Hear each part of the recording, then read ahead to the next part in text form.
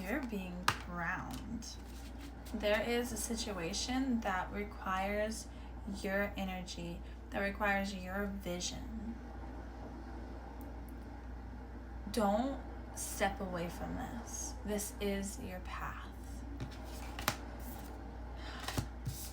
The Wheel of Fortune, the Hanged Man, and the Star. This is exciting, okay? This is big energy. Like, this message is not meant for just anyone. You are stepping into your divine energy, your divine path. To step into your divine path requires a change of wind, I'm hearing. A change of perspective, a change of thought, that's what it is. Your mind, like how your mind has been thinking prior to this, is not going to serve